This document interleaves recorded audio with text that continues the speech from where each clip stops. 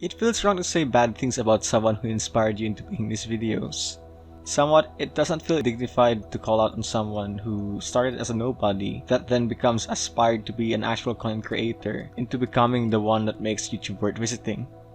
In a sea of mediocrity, Dunkey proved himself to be someone who actually puts in hard work to every videos. Regardless of how short the runtime will be or the fact that his dedication to make videos every week most likely consumes his free time every day thanks to script writing and editing. It's easy to say that a video that is around 8 minutes wouldn't take much time, right? And this is why you have to actually play a video game before you start talking all that shit. Of course, these guys are small potatoes. Now me, I'm the dude off of Ratatouille. You can get past these guys, but the only way to get past me is to put Donkey Kong in the game. What sucks about always putting out great stuff is that people come to expect the impossible from you. The original Last of Us was a very good game, and one that has been very influential on this generation of story-driven games. However, compared to this game, it is like a dog's chew toy. Uncharted 4 took Last of Us and slam dunked it into the fucking garbage can. Bigger, more interesting story with better acting performances, better combat, music, puzzles, Crash Bandicoot, and all of these different types of traversal. So how do you top Uncharted 4? Well, you don't. In that game, you get a grapple hook. In Last of Us Part 2, you open 150 filing cabinets. I mean, it's just 8 minutes. You see that? It keeps on cutting. There was a joke put there, and the audio doesn't sound like shit, and don't forget that the clip must synchronize to the comedic timing. This video most likely took him around 3 days to make, and that's plenty of time spent. If not 3 days, then maybe somewhere a week. Now you see why making this video just felt so wrong. Dunkey is not a good critic. I won't go far to say that he's bad at illustrating his insights and opinions about the matter at hand, but that doesn't stop him from having his perception deeply, if not shallowly flawed. I'd say a critique of something long such as a video game or a novel consists of you to dissect the said art or product. Knowing that the video games he has to review took almost 3 days to finish, this means games like Uncharted, Super Mario Odyssey, 64, Enter the Gungeon, and many more requires you to make at least a 30-minute video to completely make a critique or an in-depth review about his games, unless the said art or product is short. What made Dunkey's perception flawed wasn't really the way he judges a game, rather the length of his videos. He'd risk the runtime of his video to be short just to make jokes and quick reviews. I'd say Dunkey's videos are comparable to YMS Quickies. They are both insightful and short, yet the only difference is that Quickies are there to review a film or a group of movies. Now you may ask yourself, what were the consequences of this risk? They've also dramatically improved upon the shooting and combat. Crushing difficulty is available right off the bat instead of having to unlock it. I do suggest you play it on the hardest difficulty, where you'll have to go in and out of stealth to defeat enemies. On crushing the game is very doable until you hit chapter 13, Marooned. Up to that point the levels are designed to be a lot more open, but with Marooned, it gets very narrow and you have very little room to experiment. You have the drop back down to 30 FPS. You have weird checkpoint placements. You have enemies shooting you through trees and brush, completely concealed to the player, which sucks because you also lose the ability to mark and track enemies on crushing. There's an auto-aim function that is just complete ass and beats the whole game for you. From chapter 13 on, the shooting sections can be described as a goddamn mess. I think hard difficulty is the closest you can get to some level of challenge without losing the stuff that makes the shooting unique, but it still feels off. Not every game needs to be some death march, but when you try to have it both ways, you run into problems.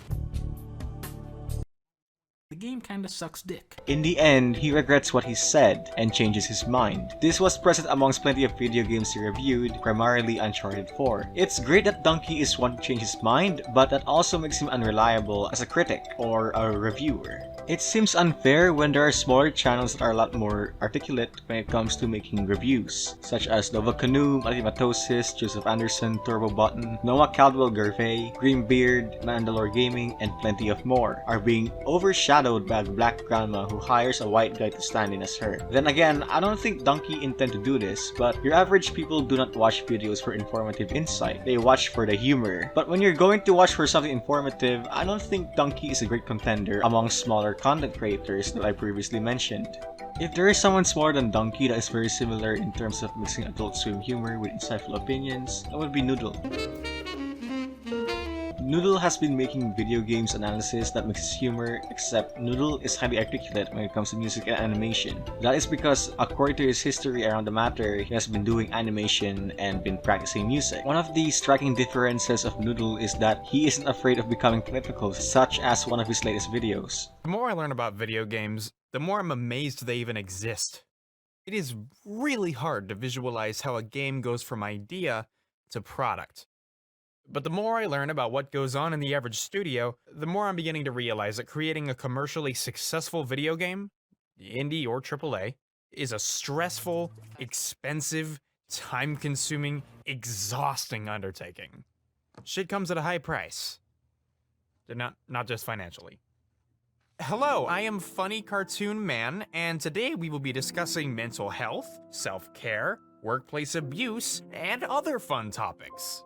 Naked Jakey is also a contender for having a similar style with Dunkey. Yoga Jake has been making comedic videos that has elements of insightful information. His videos like Dunkey is to be a discussion of his interest that either is shared among his audience or soon will convince them into making them interested.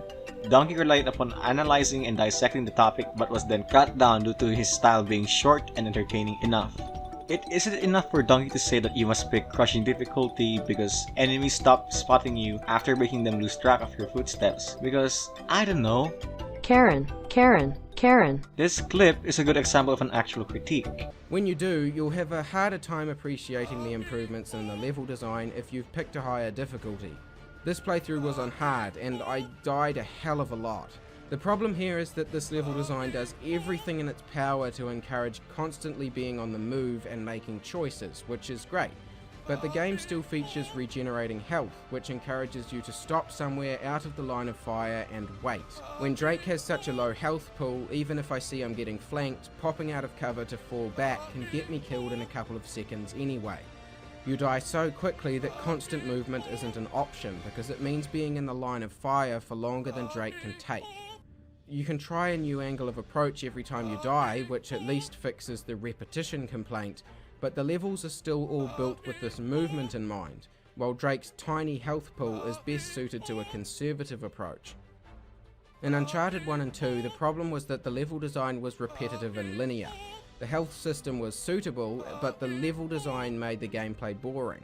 In Uncharted 4, it's the health system which can't accommodate levels which are complex and open. The level design makes the game much more interesting, but the health system restricts the player from traversing the levels in the most interesting way. This is made worse by the other complaints I had for the previous games. Taking away some of Drake's health also takes away some of the player's mechanical options. Running and gunning and melee combat require you to expose yourself and are completely impractical.